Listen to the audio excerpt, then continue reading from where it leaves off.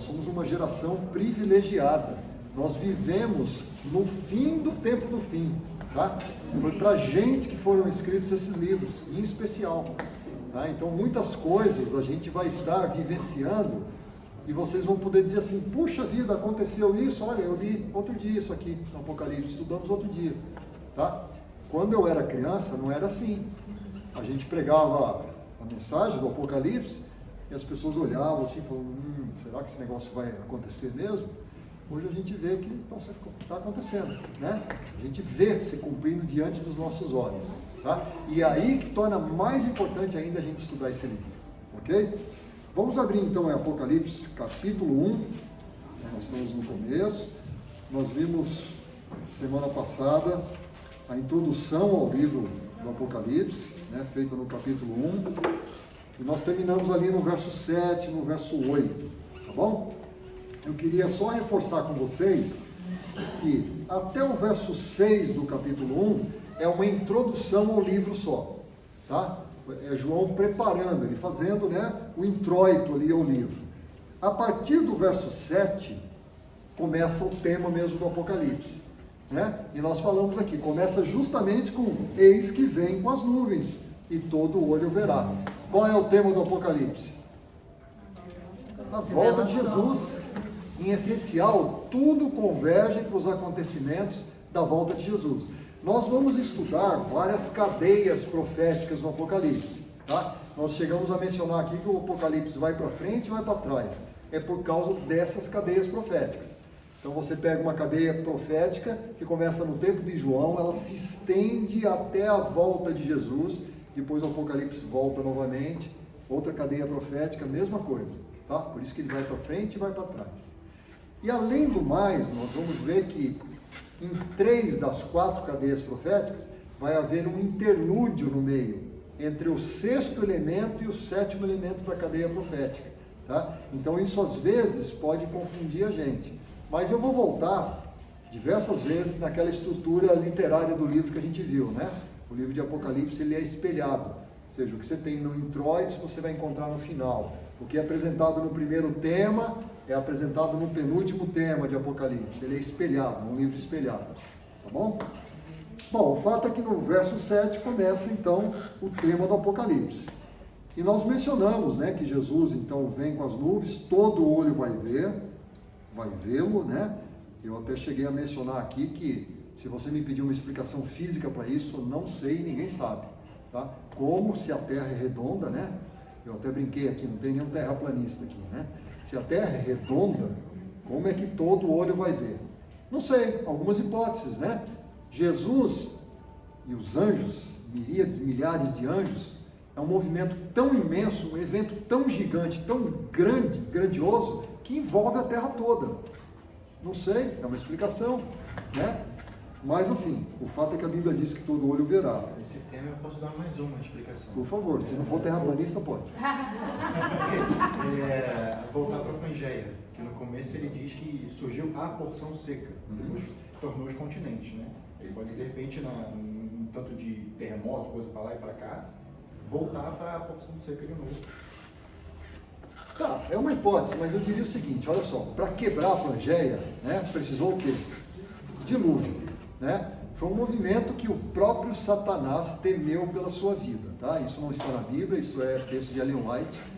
Foi tão violento para quebrar, né, toda a camada da terra. Eu não sei se será nesse nível. De fato haverá terremotos, muitos terremotos, pedras pesando aí 1 talento, né, ou seja, 40 quilos vão cair, né? Então imagina, a destruição, todo monumento humano, toda a construção humana será destruída. E a terra realmente estará numa certa convulsão, mas eu não sei se Deus vai precisar disso para fazer com que todo olho veja, não sei. Eu estou levantando a dúvida aí para vocês, tá bom? É uma hipótese. Do meu ponto de vista aqui é porque não tem a palavra simultaneamente, então naturalmente isso vai ficar dando volta.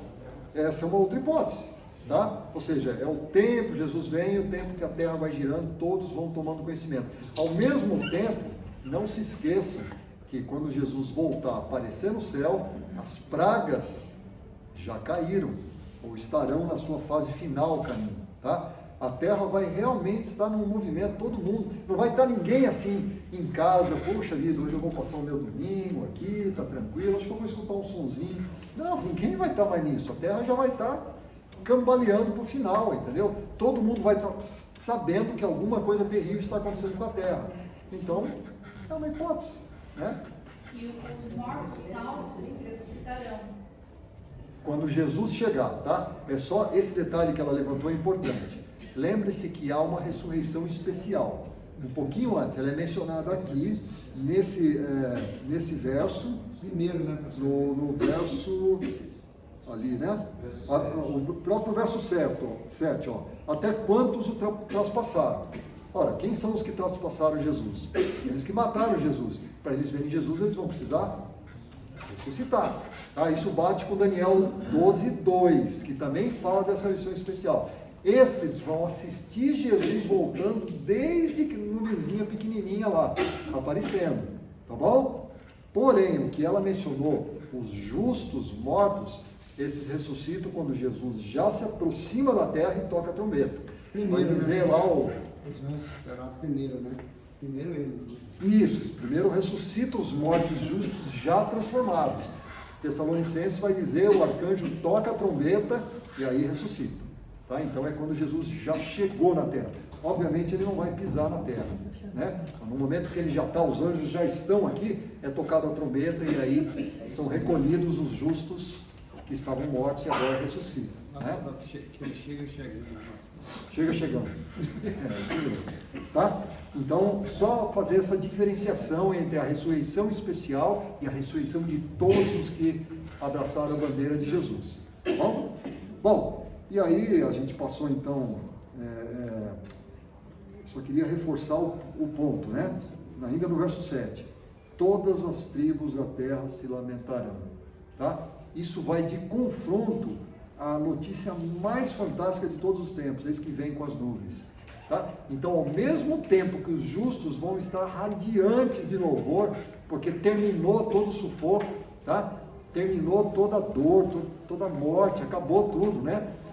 O apóstolo vai dizer, né? Ó morte, onde está o teu aguilhão? Né? Quase como se estivesse falando assim, ó morte, você não consegue fazer mais nada, não? Acabou? Né? Acabou. Tá? Essa é a ressurreição. Quando termina, começa a eternidade. Né? Então eles vão estar júbilos. É o espírito da morte, né? O espírito da morte. Né? Sim, não existe mais morte. Né? Por outro lado, o contraste é justamente aqueles que perderam. Eles vão reconhecer que eles perderam tudo na vida. Não importa se você tem dinheiro, posses, embarcações, aviões, tá? Que você se tornou conhecido por todo mundo, você é um artista idolatrado por todos, nada disso mais vai importar e eles vão avaliar isso, tá? Pessoal, eu não estou dizendo que ser rico é problema, tá bom? Por favor, vamos pensar bem certinho. É aonde você coloca o seu coração, tá bom? Esse é o importante. E é justamente nisso que eles vão lamentar. Eles vão, puxa vida, eu pensei que eu estava por cima de todo mundo, na verdade eu estou por baixo. Eu perdi tudo na vida, né? Então essa é a grande lamentação que vai ter. E já adiantando um ponto que a gente vai estudar lá quando chegar no capítulo 20, pessoal, não existe segunda oportunidade, tá bom? Não existe. Algumas religiões por aí, algumas pessoas pregam que vai haver um milênio de paz, né? E que as pessoas vão se converter a Jesus e aí é a oportunidade de todos reconhecerem que Jesus é o Salvador. Não haverá segunda oportunidade. Isso é diabólico. No milênio, os escolhidos já estão lá, não tem como... Isso, não, os salvos já estão no céu. Não, né? mil anos reinando na glória, só está os que foi salvo por Jesus. Né? Para os salvos, o milênio já é a eternidade. Já tem tá? nada, não tem como... Não tem mais. Lá eu não penetro no meio, não tem mais. Tá bom? Só queria pontuar esse ponto. Então vamos agora continuar então, com a primeira visão de João. É o verso 9. Tá bom? Quem pode ler para mim? Verso 9. Eu, João, irmão vosso e companheiro na tribulação, no reino e na perseverança em Jesus, achei-me na ilha de Patmos, por causa da palavra de Deus e do testemunho de Jesus. O que aconteceu com João? Domiciano, né? ele não conseguiu matar João, e aí então ele mandou para a ilha de Patmos, onde era uma colônia penal romana, tá bom? Na época de João não tinha nada lá, nada de habitação, ok? As pessoas vão dizer que naquela ilha havia, a palavra que é usada, né? Que havia pedreiras ou que havia minas mesmo, de minerais, né? De escavação, tá?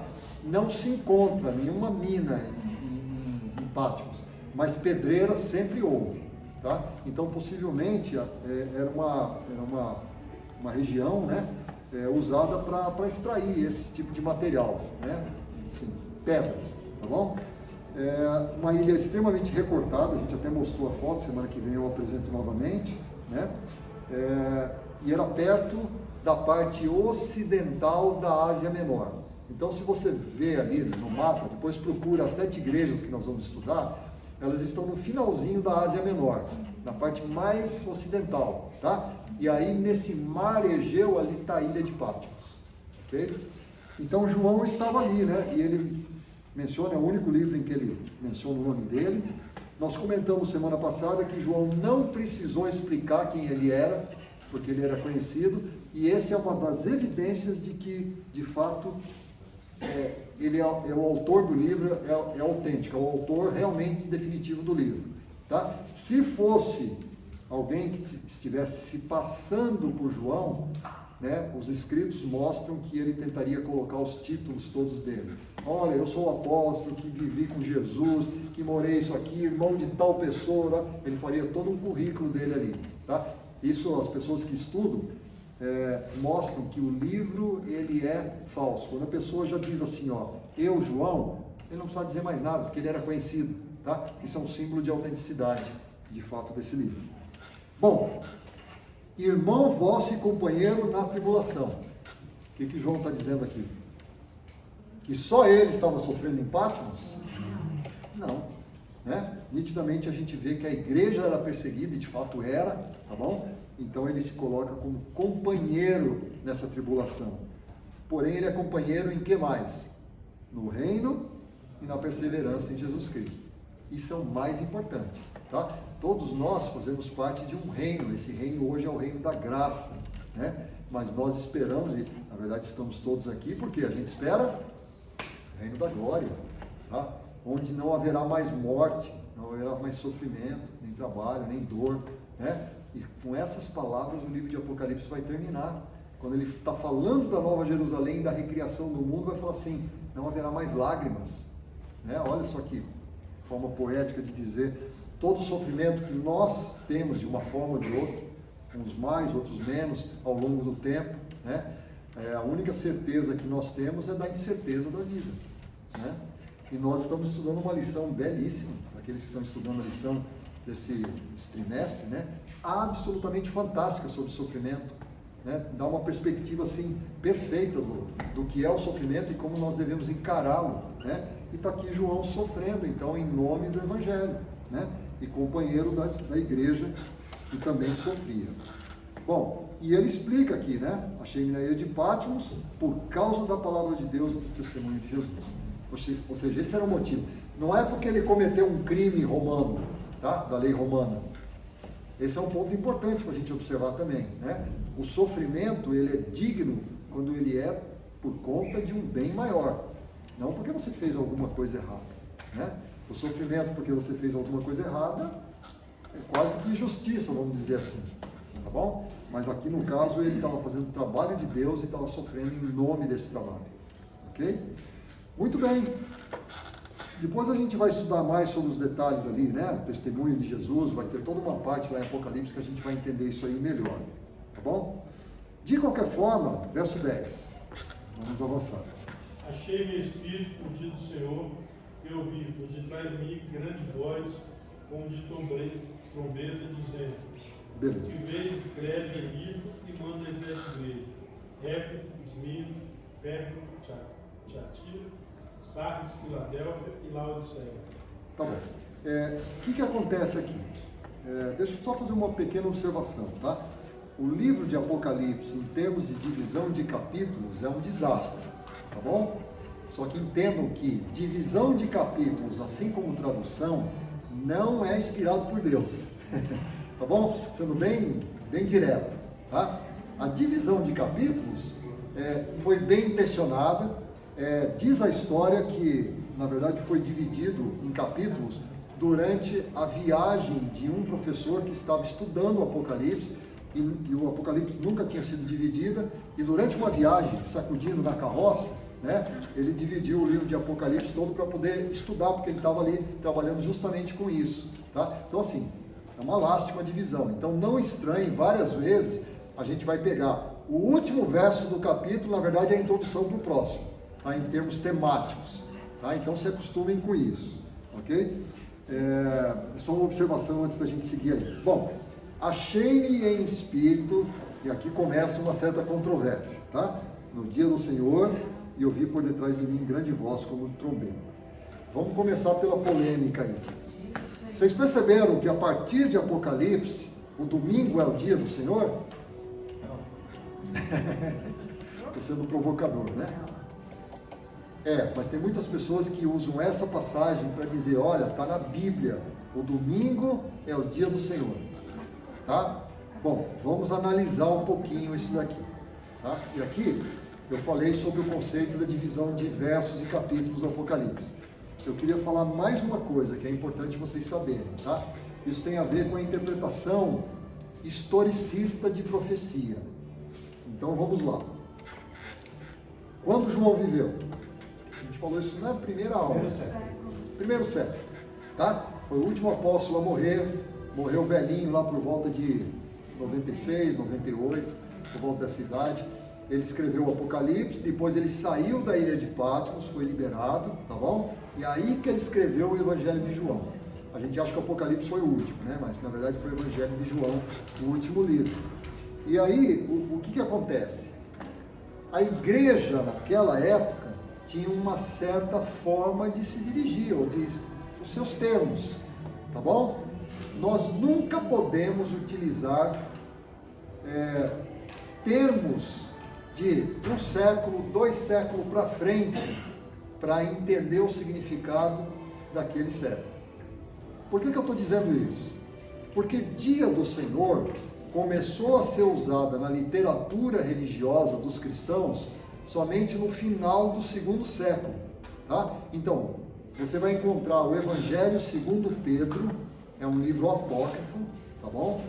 E lá é mencionado pela primeira vez o dia do Senhor se referindo ao domingo. Perceberam? Final do 2º século. Final do 2º século. Veja só, a igreja, nós sabemos que a igreja foi misturando as doutrinas que saíram puras da mão de Jesus, né, e dos apóstolos, ela foi perdendo. A gente sabe que mais tarde a igreja acabou se misturando com o Estado. Então foram entrando na igreja heresias, tá? Uma dessas heresias foi justamente a mistura do dia de adoração dos cristãos com a adoração do sol, um dia pagão, tá? Que foi uma jogada de marketing tremenda de Constantino, né? Ele falou assim, poxa vida, peraí, meu império tem cristãos, meu público eleitor, né? Tem cristãos e tem pagãos. Como é que eu unifico esse pessoal? Muito simples, ambos têm o mesmo dia, né? Veja que, por que o sábado acabou mudando? Porque os cristãos, eles queriam se diferenciar dos judeus, tá? Essa era uma premissa. Principalmente quando o Estado começou a perseguir algumas comunidades judaicas, tá? Então eles queriam se diferenciar. Ao mesmo tempo, tinha pessoas que guardavam, na dúvida, guardavam sábado e domingo. Teve um período de transição aí, tá bom? Quando a igreja se uniu com o Estado e colocou de fato o dia do sol como o dia da ressurreição de Jesus, aí é que deu mais ênfase, não vamos nos misturar com os judeus, tá? E aí acabou migrando mais para o dia do domingo, tá? Isso nós estamos falando já, 2º século, 3º, principalmente 4º século em diante, tá bom? Bom, o que acontece? Na literatura, então, usava dia do Senhor se referindo ao domingo, e aí os teólogos, alguns deles, querem dizer o seguinte, pronto, está aqui na Bíblia a explicação que agora é o domingo, o dia do Senhor. Pessoal, não dá para fazer isso, tá? Isso é uma violação dos princípios historicistas de interpretação da profecia. Você não pode usar uma expressão que é usada lá adiante, aqui, tá? É que nem a gente, vamos lá, quem é velho aí, mais velho que nem eu aí. Expressão a gente usava quando era criança que o pessoal novo de hoje não entende. Sou mais velho. Que expressão? Lembra aí alguma? Hã? Ninguém lembra? Brigar na rua. Não, eu estou falando assim, expressões às vezes de... Puxa vida, eu não estou lembrando agora de uma. Hã? Brotinho, por exemplo, essa aí. Se referindo a uma... Podia ser na verdade menino ou menina, né? Quando era novinho, era que brotinho, garotinho, né? Mas quando era um pouquinho mais velho, era menina. Essa menina era um brotinho. Ninguém usa, ninguém sabe hoje, né? Então, mesmo que eu pegar hoje um youtuber falou lá brotinho, né? E eu vou tentar interpretar de forma diferente, não faz sentido, né? Então, esse termo na Bíblia original é o mesmo dia do sábado. Então, eu vou explicar, estou colocando uma polêmica aqui. De interpretação, quando passou as traduções. Na verdade não, tá? Né? E aqui que está a polêmica, tá? Então primeiro eu estou colocando para vocês o seguinte, não pode ser o domingo por várias razões. Uma delas é que não se usa interpretação tardia para entender um termo que era usado no tempo de João, tá? Esse é o primeiro princípio. Agora, esse é um anacronismo, né? Quando você tem um significado original, tanto tempo depois passa a ter um outro significado. Isso. Você usa o outro significado como... Para tentar entender esse, não pode. Agora, Né? se você coloca na própria pesquisa aqui da Bíblia, por exemplo, sábado, Senhor do sábado, tem lá Mateus, Marcos, Lucas, todo mundo fala, porque o Filho do Homem é o Senhor do sábado. Você vai ver nos mandamentos, Êxodo, Levítico e Deuteronômio, está ali falando, 6 dias trabalhará, mas o sábado é do Senhor. Né? Então, não adianta você falar que o domingo é do Senhor, porque a Bíblia toda fala que o sábado é do Senhor. O Senhor Então, do perfeito. sábado. Só que esse texto aqui ele é um pouquinho mais complicado, tá? A conotação dele. Então, primeira coisa, a gente está defendendo, não pode ser o domingo nesses termos, porque essa expressão só foi usada tardiamente, tá bom? Porém, a expressão aqui, ela era usada, vamos entender alguns outros conceitos aqui. A expressão original em grego significava também, tá? Escritos da época de João, escritos imperiais, tesouraria do Senhor. Também poderia ser adotado assim, tesouraria do Senhor, tá bom? Na época de João, esse era um termo imperial, ok? Porém, o imperador, nessa época, ele se colocou como Senhor, ele tinha até a conotação de Deus, né? E as pessoas comuns chamavam o imperador de Senhor, tá bom? Porém, os cristãos não admitiam isso, eles não chamavam. Por que eu estou falando isso? Porque alguns intérpretes tendem a dizer que aqui o dia do Senhor, ele está se referindo ao dia do imperador, tá bom? Existe essa conotação de interpretação também. Mas os cristãos, Ele não aceitaria, não se eles não aceitavam isso, como é que João ia usar um termo desse aqui? Tá bom? Além do mais, se eu falar assim, existem algumas outras pessoas, né, que interpretam isso assim, não, dia do Senhor tem uma conotação, o dia da volta do Senhor, né? É o grande dia do Deus Todo-Poderoso, a volta do Senhor. Achei-me em espírito no dia do Senhor, no dia da volta. Faz sentido isso? Não. Vamos analisar o resto do texto.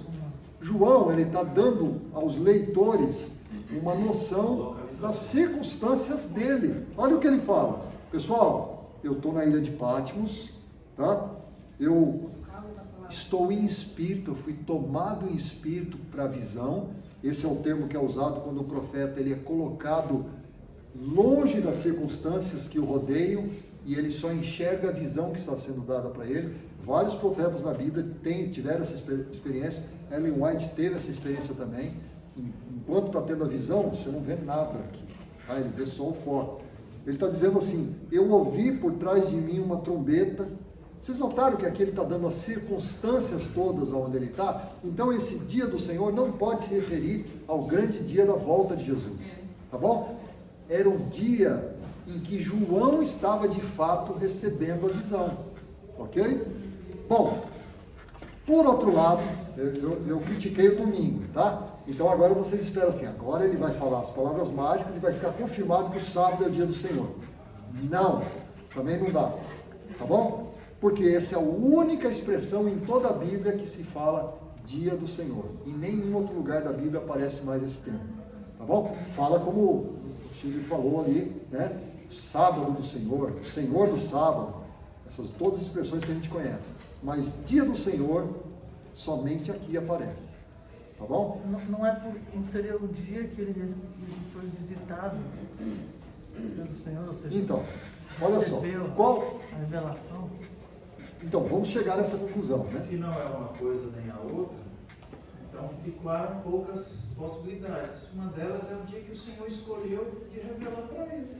Certo. Esse é um dia especial, Deus escolheu me revelar. Foi o dia que o Senhor decidiu me mostrar. É possível também, né? Mas olha só, o que é o mais, assim, óbvio, talvez, da gente enxergar? Não o sábado diretamente, mas olha só, não tinha o dia do imperador, que todos tinham que obrigar, né? Esse aqui é o dia do imperador, esse aqui é o dia. É muito difícil que os cristãos usassem esse termo. Então, se João está usando, é porque, de certa forma, ele está se contrapondo aquilo. Não o dia do imperador, mas o dia do Senhor que está acima do imperador. Tá bom? Resumindo a polêmica, eu, por esse texto, não posso provar que é o domingo e não posso provar que é o sábado. Tá bom? Esse que é o ponto principal. Então, assim, nunca utilizem esse texto para provar que o sábado é o dia do Senhor. Nunca para provar que é o domingo. O texto não permite. Agora, qual o restante da interpretação das doutrinas que a gente faz? É o mais fácil, né? Se um texto é difícil, o que você faz? Procura outros. Quantos outros textos tem falando do primeiro dia? Tem um texto que fala, Paulo saindo da cidade no primeiro dia. Desculpa. Recolher as ofertas no primeiro dia para poder, quando eu vier, elas já estejam prontas. Tá vendo? Recolher a oferta no primeiro dia, dia da adoração. Não. Tá? Quantos falam no sábado? Vários. Entenderam o ponto? Então, assim, não usem esse texto. Ele não prova nem uma coisa nem outra. Se você, assim, perguntar qual o contexto, eu diria que foi, de fato, no sábado. Tá bom? Mas não posso usar o texto bíblico para provar isso. Ok? Todo mundo entendeu? Que alguém diz, o sábado eu saio entre mim e meu povo. Isso. Não, tem 1 milhão de textos da Bíblia, tá? Esse aqui não é o texto para a gente provar sábado, nem para eles provarem domingo. Tá bom? Um texto tendencioso para um lado de um e do outro. Isso. Se não tiver exatamente esse conhecimento histórico e de interpretação, traduções, então fica meio tendencioso e perde um pouco a credibilidade do conceito. Ou seja, o que ela falou, eu já vi isso aqui sendo defendido para um lado e para o outro, tá? Ou seja, ele não é um texto para usar. Ok? Vamos seguir. Bom, ele leu ali, aproveitou, leu o verso 11 também. Vejam que a ordem é, escreve em livro e manda 7 igrejas. O que significa? Isso aqui era uma mensagem, né? Como dizem alguns, o livro de Apocalipse era uma mensagem que foi escrita secretamente, porque ela é toda em símbolos e não dá para entender. Então João guarda escondido aí e preserva nos séculos aí. Qual que é a ordem que a gente vê aqui? Escreve e manda, tá? Não tem dúvida, não sei porque o pessoal fala isso. Se vai mandar carta, olha, se você recebe um e-mail, né? E-mail é coisa do passado já, mas comercialmente a gente recebe muito e-mail, né? Mas se você recebe uma comunicação, WhatsApp, qualquer que seja, supõe-se que você vai entender, né? A menos que a pessoa faça muitas abreviaturas, né? Algumas abreviaturas assim, eu não sei direito o que significa, né? Mas supõe-se que quem vai receber vai entender a mensagem. A mesma coisa aqui, tá? E aqui começa o primeiro número 7 das séries do Apocalipse, né? Na verdade apareceu um pouquinho antes os 7 espíritos, mas em termos de linha profética, o primeiro 7 manda 7 igrejas, né? E aí ele lista as igrejas na ordem em que elas aparecem.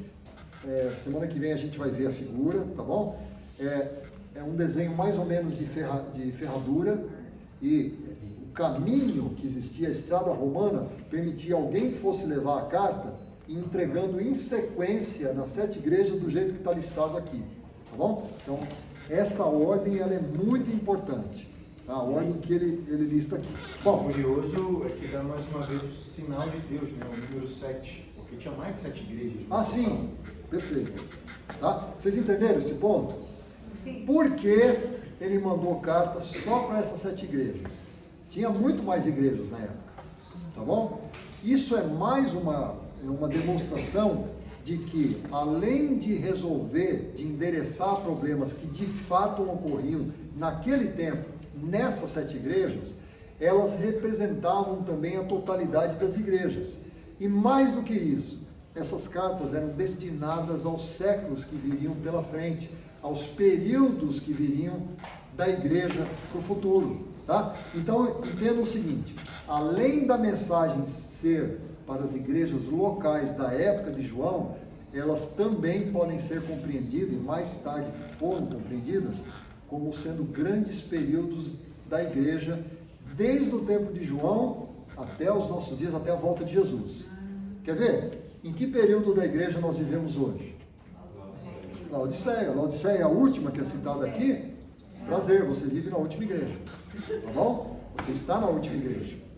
Ok? Então, além de que os elogios, se houverem, e críticas, quando houverem, né? Ou quando houver, né? Se referem a você, mas em especial à última igreja de Laodiceia, né? E vocês vão ver que se encaixa perfeitamente. O que nós vamos estudar aqui? Nós vamos estudar a primeira igreja que saiu pura das mãos de Jesus. Depois nós vamos estudar a segunda igreja que foi perseguida duramente. A terceira igreja que começou a haver, a fazer uma contaminação com o Estado. A quarta igreja que foi declínio total. Deus teve que sacar um povo de dentro da igreja, da quarta igreja. A quinta igreja representando a reforma, tá? Mesmo assim não atingiu os objetivos de Deus, e Deus novamente teve que sacar um grupo de dentro da igreja da reforma. A sexta igreja, que foi a igreja do grande desapontamento, estudo das profecias, né? Época de Ellen White.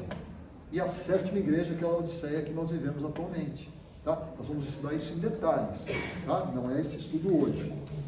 Muito bem, então João recebe a ordem aí de escrever. Entendam também uma coisa, João, ele assistia a profecia, tá? A multimídia, né? Sons, imagens, mas vê que ele escrevia no que a gente chama real time, tá bom? Em tempo real. Esse termo aqui não demonstra muito, mas vai aparecer um lugar em que João, ele escuta a voz de 7 trovões, tá? E lá fala que ele começou a escrever e uma voz falou para ele assim, não escreva o que os 7 trovões disseram, tá? Então isso mostra pra gente que a metodologia adotada por João era assistindo e escrevendo, tá? Então do jeito que terminou, ele já entregou o livro? Não, obviamente ele fez uma revisão depois, tá? Mas ele tomava nota em tempo real, enquanto as imagens eram passadas para ele, tá bom? Então é um detalhe interessante para a gente saber. Vamos ler o verso 12? Voltei para ver quem falava comigo e voltaram de 7 caneiros de ouro. Muito bem, veja, João estava na ilha de Patmos no dia do Senhor, ele foi tomado em espírito, e quando ele foi tomado em espírito, no verso 10, ele ouve uma grande voz, como se fosse trombeta, tá bom? Veja que é uma voz, só que pareceu trombeta para ele, de tão sonora que é. E ele se volta para ver quem falava com ele, tá? E agora então começa a transmissão, né? Muito bem, o que ele viu de cara? 7 candeeiros de ouro, tá? Repare aqui, eu quero fazer aqui só uma observação, já preparando a gente quando a gente chegar no capítulo 4 e 5.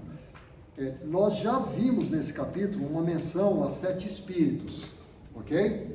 Você pode ser levado a confundir que esses candeeiros, assim como tinha no templo de Israel, com 7 lâmpadas, então os 7 candeeiros são os 7 espíritos. Não, tá? Por quê? Primeiro, porque a própria interpretação vai ser dada aqui no final. Então a gente sabe que não são os 7 Ele espíritos. vai seguir, né? Isso. Vai dar mais detalhes. Exatamente. E também vai aparecer mais para frente, de fato, o candeeiro, quando a gente chegar a ver uma imagem do santuário, lá no capítulo 4, 5, tá bom? Então, nesse caso aqui, é uma representação diferente. Além do mais, nós vamos notar que esses candeeiros estavam na terra, tá? Porque eles vão representar as igrejas.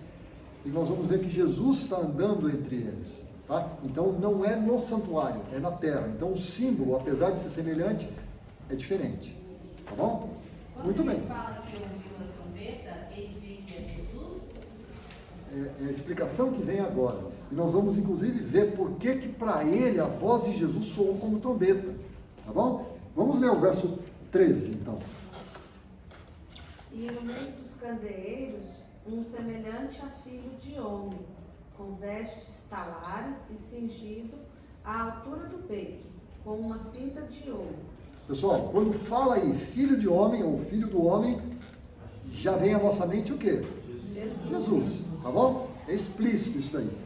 Mas agora, a gente esperava ver assim, Jesus, tá bom. E ele estava com uma veste branca, uma capa vermelha. Não, aqui é o Jesus glorioso, glorificado já, tá bom? E ele apareceu exatamente nessa figura, não somente para João, mas para quem mais? Daniel. Lá para Daniel, tá bom? E apareceu para quem mais? 3 discípulos. Em que experiência? No monte de Transfiguração. É a mesma pessoa, tá bom? Jesus naquele momento, quer ver, ó, vamos dar um pulo primeiro em Mateus 17, só para vocês relembrarem. Mateus 17 vai falar essa experiência. Notem a descrição no comecinho.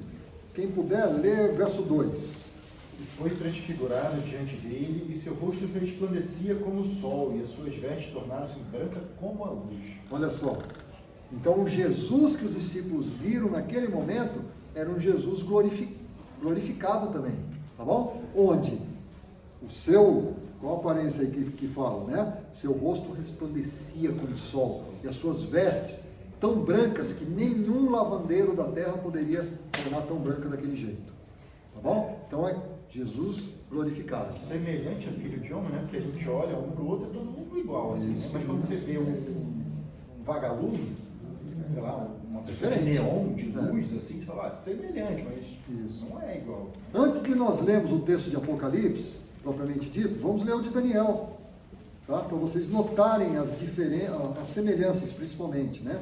Daniel capítulo 10, a partir, olha lá, notem os detalhes, tá bom? Porque depois a gente vai bater com essas informações do Apocalipse. Vamos ler a partir do verso 5 e 6, né?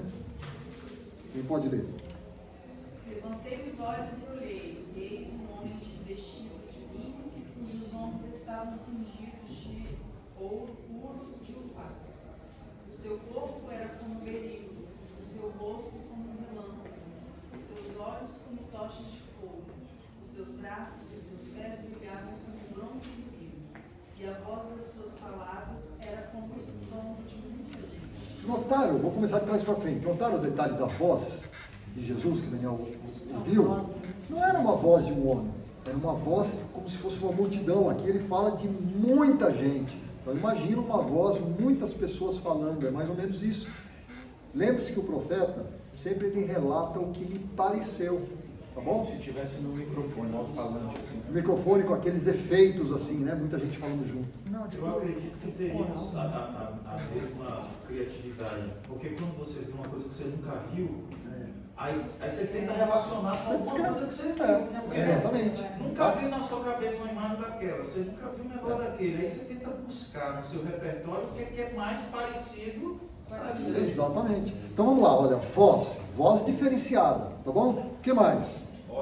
Olhos. O que tinham olhos? Como relâmpago. Seu rosto como relâmpago, não é? os olhos como fogo.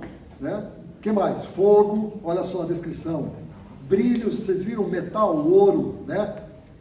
As suas pernas ali como se fossem, né? Bronze polido. Berilo, olha só, brilhante, alguma coisa branca e brilhante. né, luminosa, irradiando da face dele, ok? Essa é a descrição do Jesus glorificado, ou glorioso, né? Vamos voltar para Apocalipse 1.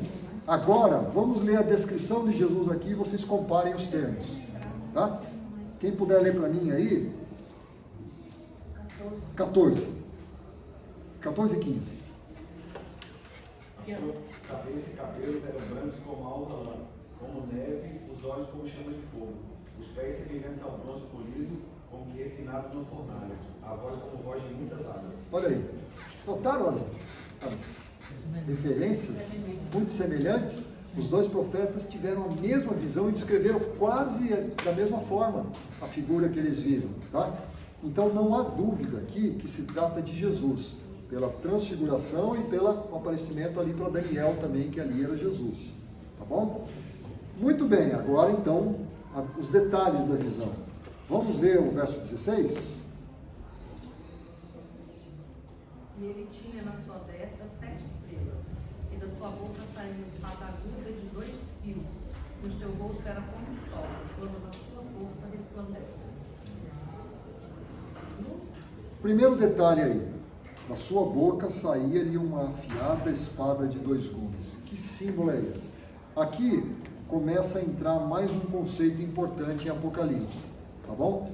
Apocalipse, ele é fortemente baseado nos outros livros da Bíblia. Então, imagens que aparecem em outros livros da Bíblia são trazidas para cá e adaptadas para serem apresentadas aqui. Principalmente do Velho Testamento. Nós vamos ver imagens, a própria imagem de Babilônia do Velho Testamento vai ser depois trazida e aproveitada em Apocalipse.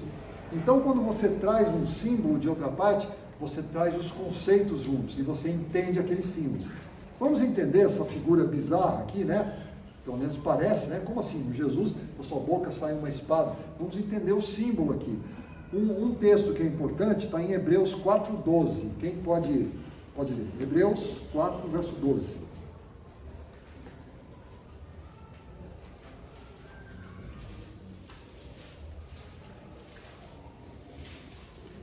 Porque a palavra de Deus é viva e eficaz, e mais cortante do que qualquer espada de 2 gumes, e penetra até o ponto de dividir a alma e o espírito, juntas e medulas, e é apta para discernir os pensamentos e propósitos do coração.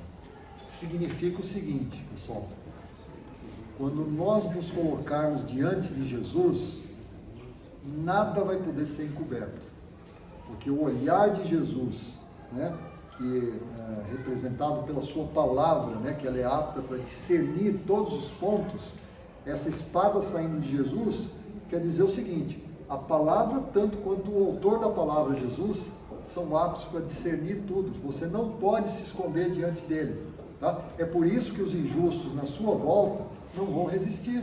Eles não podem ficar de frente a Jesus, porque aquele olhar perscrusta, qual é a expressão? É uma palavra difícil aí, vocês entenderam, né? Tudo, ok? Não há nada que você possa esconder. Então esse é o conceito. A figura de Jesus, ele é capaz de discernir tudo, tá bom? Assim como a sua palavra também. Muito bem. E aí, o próprio rosto brilhando como o sol, né? É uma referência que aparece em vários pontos da Bíblia, não é isso?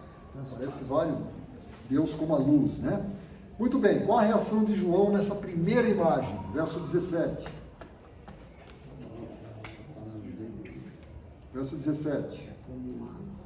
Quando o vi, caí a seus pés como morto. Porém, ele pôs sobre mim a mão direita, dizendo: não temas, eu sou o primeiro e o último.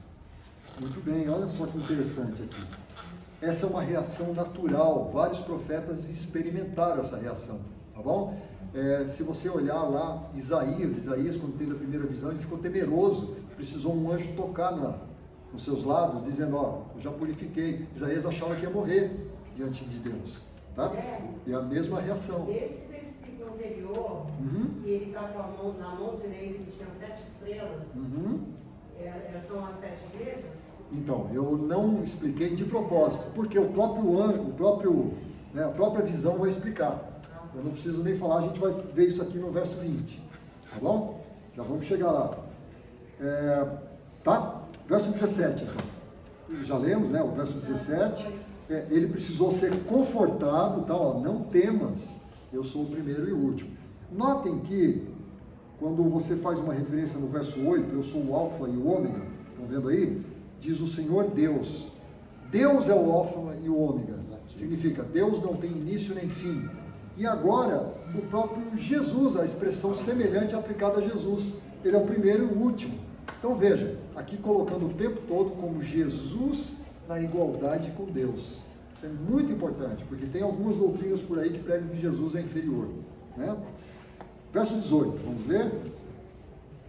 Aquele que vive, estive morto, mas esse estou vivo pelos séculos dos séculos, e tenho as chaves da morte e do inferno. Aqui provou que é Jesus, tá? Se vocês tinham dúvida, aqui prova que é Jesus, né? Notem aquilo que a gente falou no início, não vai haver mais morte, né? Quando começar a eternidade. Eu tenho as chaves da morte e do inferno. Jesus está acima disso. Então, assim, nós podemos encarar a morte como um inimigo temporário nosso, mas não é um inimigo eterno, tá? Graças ao poder de Deus.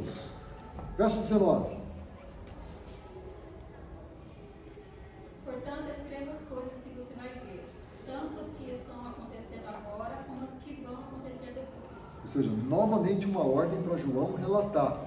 Veja, várias ordens, várias coisas repetidas na Bíblia significam o quê? Que elas são importantes, tá bom? As coisas importantes da Bíblia elas são repetidas muitas vezes. Então você vê que já houve várias vezes aqui ordens para que João escrevesse. Tá? Então era uma mensagem importante. E aí sim, finalmente o verso 20, né? E nós vamos entender esse primeiro simbolismo aqui. Pode ler, verso 20, por favor. Quanto ao mistério das 7 estrelas que você viu na minha mão direita, e quanto aos 7 candelabros de ouro, as 7 estrelas são os anjos das 7 igrejas, e os 7 candelabros são as 7 igrejas. Muito bem, a explicação então ficou bem fácil, né? Jesus se mostra andando entre as suas igrejas, né? Que nós sabemos não somente as igrejas daquele local, daquele momento de João, mas as igrejas por todos os séculos, até o final dos tempos. Jesus sempre cuida das igrejas. E como uma referência a anjos, né? Se a gente voltar lá para Daniel, vai ter uma referência lá, o anjo, uma referência ao príncipe da Pérsia, né? E a gente estudou na época que o príncipe da Pérsia era um demônio que era o representante da Pérsia, ou seja, é como se fosse um maioral ali, né? Esse mesmo conceito, quando você traz aqui no sentido de anjos, né? Transmite a sensação de que é a liderança da igreja, né? Então assim, as 7 igrejas e os 7 anjos, não anjos de fato verdadeiros, né? Mas sim pessoas que eram mensageiros, que cuidavam das igrejas, que eram representantes das igrejas. Então você vê uma certa hierarquia. Jesus toma conta de todas as igrejas, mas você vê uma liderança que é responsável pelos cordeiros, né? Pelo rebanho que é a igreja.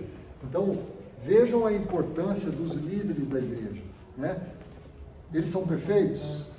A igreja, por exemplo, a igreja adventista é infalível em termos de liderança? Claro que não.